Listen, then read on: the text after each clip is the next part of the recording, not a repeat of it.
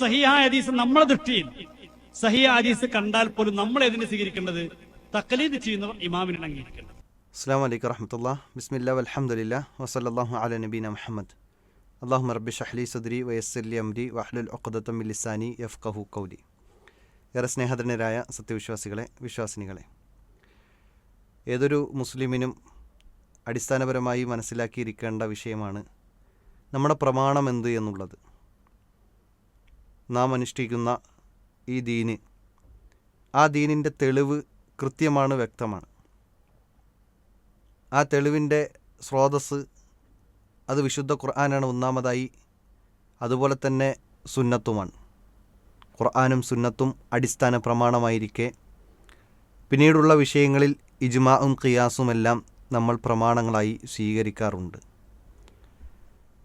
ഇജ്മാഉം ഖിയാസും സ്വീകരിക്കുമ്പോൾ തന്നെയും പ്രമാണങ്ങളിൽ നേരിട്ട് സ്ഥിരപ്പെട്ടതിനെ അങ്ങനെ തന്നെ സ്വീകരിക്കുക എന്നതാണ് ഒരു മുസ്ലിമിൻ്റെ നിലപാട്. ഈ ഇജ്മാഉം ഖിയാസുമെല്ലാം ഖുർആനിൻ്റെയും സുന്നത്തിൻ്റെയും അടിസ്ഥാനത്തിലായിരിക്കും എന്നതും മറ്റൊരു വസ്തുതയാണ്. എന്നാൽ ഇവിടെ ഞാൻ ഈ ഒരു വിഷയം പ്രത്യേകമായി എടുത്തു കൊണ്ടുവരാൻ കാരണമെന്ത് എന്ന് വെച്ചാൽ, കുറച്ച് കാലങ്ങളായി സമസ്തക്കാർ പറഞ്ഞു വന്നിരുന്നത് നാലാലൊരു മദ്ഹബ് സ്വീകരിച്ചാൽ മാത്രമേ അവന് ശരിയായ മുസ്ലിമാകാൻ സാധിക്കുകയുള്ളൂ എന്നും അവൻ മാത്രമാണ് ശരിയായ പാതയിലാണ് എന്നും പ്രചരിപ്പിച്ച് നടന്നിരുന്നു. അപ്പോൾ ഏതെങ്കിലും ഒരു മദ്ഹബ് സ്വീകരിച്ചാൽ മാത്രമാണ് യഥാർത്ഥ മുസ്ലിമാകാൻ സാധിക്കുകയുള്ളൂ എന്ന് ഇവർ പറഞ്ഞു വച്ചു. ഈ വാദം തന്നെയാണ് തെറ്റ്. ഈ വാദം തീർത്തും തെറ്റ് തന്നെയാണ്. കാരണം പ്രവാചകൻ സല്ലല്ലാഹു അലൈഹി വസല്ലമ ഈ നാലാലൊരു മദ്ഹബ് സ്വീകരിച്ചാലേ അവൻ വിജയിക്കുകയുള്ളൂ എന്നോ അല്ലെങ്കിൽ അവൻ പരലോകത്ത് രക്ഷപ്പെടുകയുള്ളൂ എന്നോ അങ്ങനെയൊന്നും പറഞ്ഞിട്ടില്ല.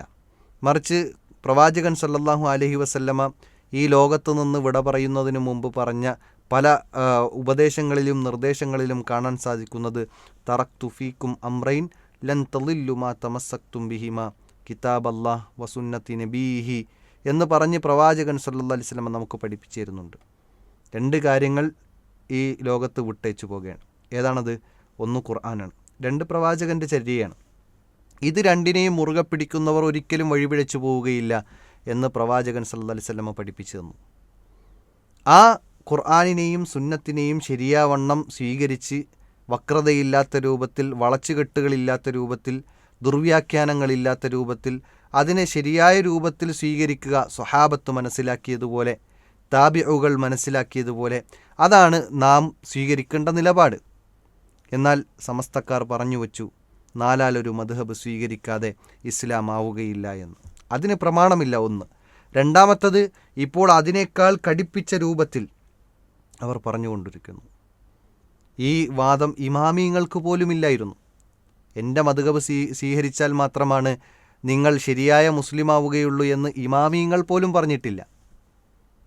ഇനി അവരുടെ ശിഷ്യന്മാരോ അതേ നിലപാടുകാർ തന്നെയാണ്. അവരുടെ ശിഷ്യന്മാർ ഇമാമിങ്ങൾ പറഞ്ഞു വച്ച പലതിനും അതങ്ങനെയല്ല, ഇതാണ് ശരി എന്ന് പറഞ്ഞു വച്ച പല സംഭവങ്ങളും നമുക്ക് ഉദ്ധരിക്കാൻ കഴിയും. ഇമാം ഷാഫിഈ റഹ്മത്തുള്ളാഹി അലൈഹി പറഞ്ഞ അഭിപ്രായത്തിനെതിരായിക്കൊണ്ട് ഇമാം നവവി റഹ്മത്തുള്ളാഹി അലൈഹി തെളിവുകൾ സഹിതം നമുക്ക് പഠിപ്പിച്ചു തന്ന പല സംഭവങ്ങൾ. ജുമുഅ ഖുതുബയുടെ വിഷയം, സ്ത്രീകൾ പള്ളിയിൽ പോകുന്നതിൻ്റെ വിഷയം, ഇങ്ങനെ തുടങ്ങി ഒട്ടനവധി വിഷയങ്ങൾ ഇങ്ങനെ ഇമാം പറഞ്ഞതിന് വിരുദ്ധമാകുന്ന, അല്ലെങ്കിൽ അതിന് ശരിയല്ല, ഇതാണ് ശരിയെന്ന് തീർച്ചപ്പെടുത്തി തരുന്ന ചില തെളിവുകൾ വച്ച് പഠിപ്പിച്ചു തരുന്ന ശിഷ്യന്മാരെ നമുക്ക് കാണാൻ സാധിക്കും. അപ്പോൾ മദ്ഹബിൻ്റെ ഇമാമിങ്ങൾക്ക് വാദമില്ലാത്ത വാദമാണ് ഇവർ പറയുന്നത്. മദ്ഹബിൻ്റെ ഇമാമിങ്ങളുടെ ശിഷ്യന്മാരായ ആളുകൾ, ആ പണ്ഡിതന്മാർ പറഞ്ഞ അല്ലെങ്കിൽ അവർക്കില്ലാത്ത ഒരു നിലപാടാണ് ഇന്ന് സമസ്തക്കാർ പറഞ്ഞുകൊണ്ടിരിക്കുന്നത്. അവർക്കൊക്കെ ഒരു അസിലുണ്ടായിരുന്നു, ആ അസിലിൻ്റെ അടിസ്ഥാനത്തിൽ പോയിരുന്നു എന്നത് ഒരു വാസ്തവം തന്നെയാണ്. എന്നാൽ ഇമാമ് പറഞ്ഞത് മുഴുവൻ അങ്ങനെ തന്നെ, തെറ്റു സംഭവിച്ചാൽ പോലും, തെറ്റു പറഞ്ഞാൽ പോലും അതിനെ സ്വീകരിക്കുക എന്ന നിലപാട് മുൻഗാമികൾ നമുക്ക് പഠിപ്പിച്ചു തന്നിട്ടില്ല. പക്ഷേ ഇപ്പോൾ വാദം മുറുകി, അവരുടെ വാദം വലിയ തോതിൽ വർദ്ധിച്ചു വന്നു. ഇപ്പോൾ പിടുത്തം വിട്ട വാദമാണ് അവർ പറയുന്നത്. എന്താണെന്നറിയോ? ഹദീസ് സ്ഥിരപ്പെട്ടാൽ പോലും പണ്ഡിതന്മാരുടെ കൗലാണോ അതാണ് സ്വീകരിക്കേണ്ടത്. മദ്ഹബ് സ്വീകരിച്ചിട്ടുണ്ടോ, ആ മദ്ഹബിൻ്റെ ഇമാം എന്താണോ പറഞ്ഞത് അത് ഹദീസ് സ്വഹീഹായി വന്നാൽ പോലും ആ ഹദീസിനെയല്ല സ്വീകരിക്കേണ്ടത്, പണ്ഡിതൻ്റെ കൗലിനെയാണ് സ്വീകരിക്കേണ്ടതെന്ന് പറയുന്നു. നമുക്ക് ആ ഭാഗം കേട്ടു നോക്കാം. മദ്ഹബിനെ അംഗീകരിക്കുന്ന ഒരാൾ, ഒരു മദ്ഹബിന്റെ ഇമാമിനെ അംഗീകരിക്കുന്ന ആള് ആ ഇമാമിന്റെ വാക്കുകൾ അംഗീകരിക്കേണ്ടത്. അതിനപ്പുറത്ത് ഇനിയിപ്പോ സഹിഹായ ഹദീസ് നമ്മളെ ദൃഷ്ടിയിൽ സഹിഹായ ഹദീസ് കണ്ടാൽ പോലും നമ്മൾ ഏതിനെ സ്വീകരിക്കേണ്ടത്? തഖ്ലീദ് ചെയ്യുന്നവർ ഇമാമിനെ അംഗീകരിക്കേണ്ടത്. അപ്പോൾ കേട്ടല്ലോ സഹോദരന്മാരെ, തഖ്ലീദ് ചെയ്യുന്നവർ ആരെ അംഗീകരിക്കണം? ഖുർആനിനെയും സുന്നത്തിനെയുമല്ല, മറിച്ച് ഇമാമിൻ്റെ കൗലിനെയാണ് അംഗീകരിക്കേണ്ടത് എന്നാണ്. ഇതെന്തു വലിയ അപകടകരമായ വാദമാണ്. റസൂൽ കരീം സല്ലല്ലാഹു അലൈഹി വസല്ലമയുടെ ഹദീസിന് വിരുദ്ധമാണ്, വിശുദ്ധ ഖുർആനിന് തന്നെയും എതിരാണ്. കാരണം വിശുദ്ധ ഖുർആൻ പറഞ്ഞതെന്താ? ഫഇൻ തനാസഅതും ഫീ ഷൈഇൻ ഫർദൂഹു ഇലല്ലാഹി വർ-റസൂൽ. നിങ്ങൾക്കിടയിൽ എന്തെങ്കിലും അഭിപ്രായ വ്യത്യാസമുണ്ടായിക്കഴിഞ്ഞാൽ ആദ്യം തന്നെ മദ്ഹബിൻ്റെ ഇമാമിലേക്ക് തിരിക്കാനല്ല പറഞ്ഞത്, മറിച്ച് അള്ളാഹുവിലേക്കും റസൂലിലേക്കും ഖുർആനിലേക്കും സുന്നത്തിലേക്കും മടക്കാൻ പറഞ്ഞു. എന്നിട്ട് ആ ആയത്തിൻ്റെ അവസാനത്തെ വാചകം എന്തെന്നറിയോ? ഇൻ കുന്തും തുക്മിനൂന ബില്ലാ, നിങ്ങൾ അള്ളാഹുവിൽ വിശ്വസിക്കുന്നുവെങ്കിൽ. അപ്പോൾ സമസ്തക്കാരെ സംബന്ധിച്ചിടത്തോളം അള്ളാഹുവിൽ വിശ്വാസമില്ല എന്ന രൂപത്തിലേക്ക് നമുക്ക് പറയേണ്ടി വരും. കാരണം അള്ളാഹുവിൽ വിശ്വാസമുള്ളവർ ചെയ്യേണ്ട കാര്യത്തെക്കുറിച്ച് വിശുദ്ധ ഖുർആൻ പറഞ്ഞു, ഖുർആനിലേക്കും സുന്നത്തിലേക്കും മടക്കാൻ. എന്നാൽ സമസ്തക്കാർ പറയുന്നു മദ്ഹബിൻ്റെ ഇമാമിങ്ങളിലേക്ക് മടക്കാൻ. ഏതു സ്വീകരിക്കണം? മുഅ്മിനീങ്ങളായ വിശ്വാസികളെ, നിങ്ങൾ ചിന്തിക്കൂ, നിങ്ങൾ തിരഞ്ഞെടുക്കൂ, ഖുർആൻ വേണോ സുന്നത്ത് വേണോ? അതല്ല മദ്ഹബിൻ്റെ ഇമാമിങ്ങളെ സ്വീകരിക്കാൻ പറയുന്ന ഈ സുന്നികളെന്നറിയപ്പെടുന്ന സമസ്തക്കാരെയാണോ നിങ്ങൾക്ക് വേണ്ടത്? നിങ്ങൾ തീരുമാനിക്കണം. അതോടൊപ്പം വിശുദ്ധ ഖുർആനിനെതിരെ എന്ന് പറഞ്ഞതുപോലെ തന്നെ പ്രവാചകൻ സല്ലല്ലാഹു അലൈഹി വസല്ലമയുടെ സുന്നത്തിനെതിരാണ് ഇവർ പറഞ്ഞത്. എന്തെന്നറിയണ്ടേ? പ്രവാചകൻ സല്ലല്ലാഹു അലൈഹി വസല്ലമ ഈ ലോകത്തു നിന്ന് വിട പറയുന്നതിനു മുമ്പ് പല പ്രാവശ്യമായി കൊണ്ട് നമുക്ക് ഉപദേശങ്ങൾ നൽകിയപ്പോൾ നിങ്ങൾ സ്വീകരിക്കേണ്ട നിലപാട് അലൈക്കും ബി സുന്നത്തി വസുന്നത്തിൽ ഖുലഫാഇർ റാഷിദീൻ അൽ മഹ്ദിയീൻ, നിങ്ങൾക്കെൻ്റെ സുന്നത്തുണ്ട്. ആ ഹദീസ് പറയുന്നതിന്, ഈ വാചകങ്ങൾ പറയുന്നതിന് തൊട്ടു മുമ്പ് പറഞ്ഞത് എനിക്ക് ശേഷം നിങ്ങൾക്കിടയിൽ ഭിന്നതയുണ്ടാകും, ഭിന്നതകൾ ഉടലെടുക്കും, അത് അഭിപ്രായ വ്യത്യാസങ്ങൾ ധാരാളമായി കാണും. അപ്പോൾ നിങ്ങൾ എന്ത് ചെയ്യണം എന്നാണ്. അലൈക്കും ബി സുന്നത്തി വസുന്നത്തിൽ ഖുലഫാഇർ റാഷിദീൻ അൽ മഹ്ദിയീൻ അദ്ദു അലൈഹാ ബിൻ നവാജിദ്, അണപ്പല്ലുകൊണ്ട് മുറുകെ പിടിക്കാനാണ് പറഞ്ഞത്. എന്തിനെ? മദ്ഹബിൻ്റെ ഇമാമിനെ അല്ല. അല്ലെങ്കിൽ മദ്ഹബിൻ്റെ ഇമാമ് ഹദീസിനെതിരായി കൊണ്ട് പറഞ്ഞാലും അതിനെ സ്വീകരിക്കാനല്ല പറഞ്ഞത്, മറിച്ച് പ്രവാചകൻ പറഞ്ഞത് എൻ്റെ സുന്നത്തുണ്ട്, എൻ്റെ സ്വഹാബത്തിൻ്റെ ചര്യ മാതൃക അതിലുണ്ട്, അതുകൊണ്ട് നിങ്ങൾ അതിനെ അണപ്പല്ലുകൊണ്ട് മുറുകെ പിടിക്കണം എന്ന് പറഞ്ഞു. പ്രവാചകൻ വീണ്ടും പറഞ്ഞു, നിങ്ങൾക്കിടയിൽ അഭിപ്രായ വ്യത്യാസങ്ങളുണ്ടാകും, പക്ഷേ നിങ്ങൾ വഴിപിഴയ്ക്കാതിരിക്കാൻ, നേരായ മാർഗത്തിലേക്ക് സഞ്ചരിക്കാൻ നിങ്ങൾക്ക് ഉതകുന്നതെന്താണ്? തറക്തു ഫീക്കും അംറൈൻ, രണ്ട് കാര്യങ്ങൾ വിട്ടേച്ചു പോകുന്നു. ലൻ തളില്ലു മാ തമസ്സക്തും ബിഹിമ, അതിനെ രണ്ടിനെയും മുറുകെ പിടിക്കുന്ന കാലത്തോളം നിങ്ങൾ ഒരിക്കലും വഴിപിഴയ്ക്കുകയില്ല എന്ന് പ്രവാചകൻ പറഞ്ഞിട്ട് ഖുർആനിനെയും സുന്നത്തിനെയും പഠിപ്പിച്ചു.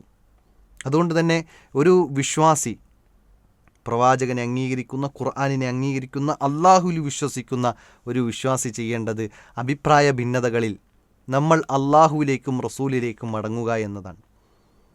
അതാണ് ശരിയായ നിലപാട്. സ്വഹാബത്ത് അതിനെ എങ്ങനെ കണ്ടു? സ്വഹാബത്ത് അതിനെ എങ്ങനെ സ്വീകരിച്ചു? സ്വഹാബത്തിൻ്റെ നിലപാടെന്താണ്? ഇതാണ് നമ്മൾ ചെയ്യേണ്ടത്. മാത്രല്ല, ഇനി മൂന്നാമതായി ഇവർ പറഞ്ഞ വാദത്തിന് എതിരാകുന്നത് പണ്ഡിതന്മാരുടെ കൗല് തന്നെയാണ്. ഇമാമിങ്ങളുടെ, മദ്ഹബിൻ്റെ ഇമാമിങ്ങൾ പോലും പറഞ്ഞതിന് എതിരാണ് ഇവർ പറയുന്നത്. ഒന്നാമത് ഖുർആനെതിരാണ്, രണ്ട് സുന്നത്തിനെതിരാണ്, മൂന്ന് ഇമാമിങ്ങൾക്ക് തന്നെയും എതിരായ വാക്കാണ് ഇവർ പറയുന്നത്. കാരണം അബൂ ഹനീഫത്തുൽ കൂഫി റഹ്മത്തുള്ളാഹി അലൈഹി ഇമാമിൻ്റെ വലിയ പണ്ഡിതനാണ്, മദ്ഹബിൻ്റെ ഇമാമായി അറിയപ്പെട്ട പണ്ഡിതനാണ്. അദ്ദേഹം തന്നെ പറഞ്ഞതെന്താ? ഇദാ സഹൽ ഹദീസു ഫഹുവ മദ്ഹബി, ഒരു ഹദീസ് സ്ഥിരപ്പെട്ട് കഴിഞ്ഞാൽ അതാണ് എൻ്റെ മദ്ഹബ് എന്ന്. അതുപോലെ തന്നെ ചില കൗലുകൾ നമുക്ക് കാണാൻ സാധിക്കും. ഇമാം ഷാഫിഈ റഹ്മത്തുള്ളാഹി അലൈഹി പറഞ്ഞതായിട്ടും മറ്റു ചില ആളുകൾ പറഞ്ഞതായിട്ടും കാണാൻ സാധിക്കുന്നത്, ഇദാ ഖുൽതു ഖൗലൻ യുഖാലിഫു കിതാബല്ലാഹി തആല വ ഖബറ റസൂലില്ലാഹി സ്വല്ലല്ലാഹു അലൈഹി വസല്ലം ഫതുർകൂ ഖൗലി. അവിടെ പറയാണ്, ഞാനൊരു വാക്കു പറഞ്ഞു, അല്ലെങ്കിൽ ഞാനൊരു അഭിപ്രായം ഇസ്ലാമിൻ്റെ പേരിൽ പറഞ്ഞു, അത് ഖുർആനിനും സുന്നത്തിനും എതിരായി കൊണ്ട് സ്ഥിരപ്പെട്ട് കഴിഞ്ഞാൽ നിങ്ങൾ എൻ്റെ കൗലിനെ ഒഴിവാക്കിക്കോളൂ എന്നാണ് പണ്ഡിതന്മാർ നമുക്ക് പഠിപ്പിച്ചു നൽകുന്നത്. അതുകൊണ്ട് തന്നെ ഇമാമിങ്ങളുടെ കൗലിനെതിരാണ് ഈ ഒരു വാദം എന്നത് നമ്മൾ തിരിച്ചറിയേണ്ടതുണ്ട്. അതുപോലെ തന്നെ ഇമാമിങ്ങളുടെ ശിഷ്യഗണങ്ങളായ പണ്ഡിതന്മാരുടെ കൗലിനും അവരുടെ നിലപാടിനും എതിരാണ് ഈ സമസ്ത ഇന്ന് പറഞ്ഞുകൊണ്ടിരിക്കുന്നത്. കാരണം ഇമാം നവവി റഹ്മത്തുള്ളാഹി അലൈഹി, ഇമാം ഷാഫിഈ റഹ്മത്തുള്ളാഹി അലൈഹിയുടെ കൗലിനെ അല്ലെങ്കിൽ നിലപാടുകളെ തിരുത്തിയ എത്രയെത്ര സംഭവങ്ങൾ നമുക്ക് കാണാൻ സാധിക്കും. ചില ഉദാഹരണങ്ങൾ പറയുകയാണെങ്കിൽ, ഖുതുബ ഭാഷയുമായി ബന്ധപ്പെട്ട് അറബിയിൽ തന്നെ ആകണമെന്ന് ഇമാം ഷാഫിഈ റഹ്മത്തുള്ളാഹി അലൈഹി, എന്നാൽ അറബിയിൽ തന്നെ ആകേണ്ടതില്ല, മറ്റു ഭാഷയിലുമാകാം എന്ന് ഇമാം നവവി റഹ്മത്തുള്ളാഹി അലൈഹി പറയുന്നു. കാരണം ഖുതുബയുടെ അസ്ലി എന്നത് ഉപദേശമാണ് എന്ന് പറഞ്ഞ് ജനങ്ങൾക്കു മനസ്സിലാകുന്ന ഭാഷയിൽ പറയുന്നതിൽ വിരോധമില്ല എന്ന് ഇമാം നവവി റഹ്മത്തുള്ളാഹി അലൈഹി നമുക്ക് പഠിപ്പിച്ചു നൽകുന്നു. ഇനി സ്ത്രീകളുടെ കൂട്ടമായ ജമാഅത്ത് നിസ്കാരം, അത് ഇമാം ഷാഫിഈ റഹ്മത്തുള്ളാഹി അലൈഹി അനുവദനീയമായതും നല്ലതുമാണ് എന്ന് പറഞ്ഞപ്പോൾ ഇമാം നവവി റഹ്മത്തുള്ളാഹി അലൈഹി അത് അനുവദനീയമായതാണെങ്കിൽ തന്നെയും അത് അത്ര പ്രോത്സാഹിപ്പിക്കേണ്ടതില്ല എന്ന് ഇമാം നവവി റഹ്മത്തുള്ളാഹി അലൈഹി പറയുന്നതായി കാണാൻ സാധിക്കും. എന്നാൽ ബിസ്മി ചൊല്ലുന്നതുമായി ബന്ധപ്പെട്ട വിഷയം ഇങ്ങനെ ഓരോന്നും എടുത്തു നോക്കിയാൽ, ബിസ്മി ചൊല്ലുന്ന വിഷയം ഇമാം ഷാഫി റഹ്മത്തുള്ളാഹി അലൈഹി പറഞ്ഞത് ഒച്ചത്തിൽ പറയണമെന്നാണ്. എന്നാൽ ഫാത്തിഹ ഓതുമ്പോൾ ബിസ്മി ഓതുന്ന വിഷയത്തിൽ അത് ഒച്ചത്തിൽ ഓതിയാലും അത് ശബ്ദം കുറച്ച് താഴ്ത്തി ഓതിയാലും അതിൽ പ്രശ്നമൊന്നുമില്ല, സ്വീകാര്യമാണ് എന്ന് ഇമാം നവവി റഹ്മത്തുള്ളാഹി അലൈഹി പറഞ്ഞു.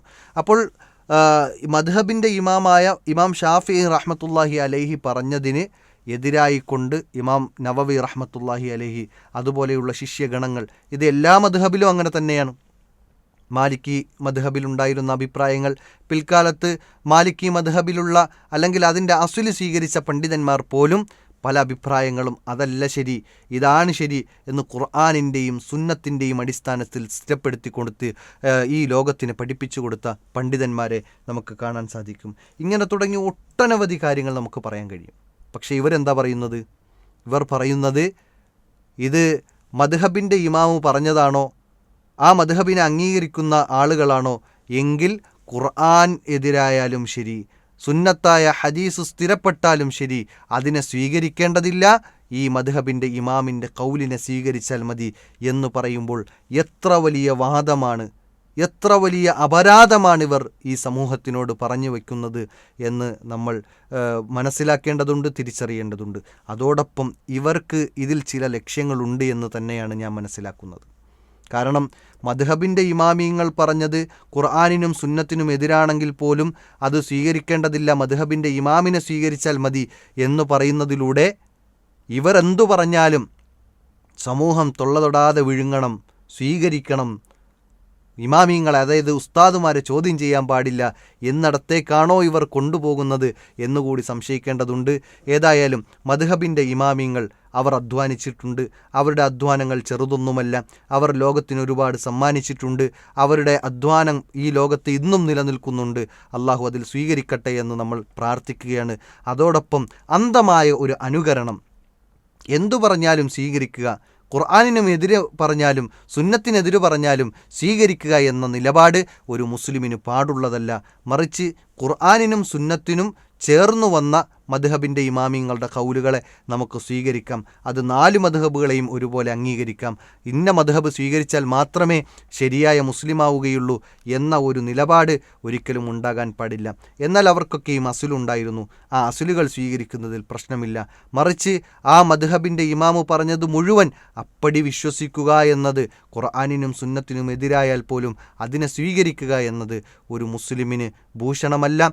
അതുകൊണ്ട് ഖുർആനാണ് നമുക്ക് പ്രധാനം, സുന്നത്താണ് നമുക്ക് പ്രധാനം. അതുകൊണ്ട് ആ ഖുർആനിനെയും സുന്നത്തിനെയും സ്വീകരിച്ചുകൊണ്ടായിരിക്കണം നമ്മുടെ നിലപാടുകൾ.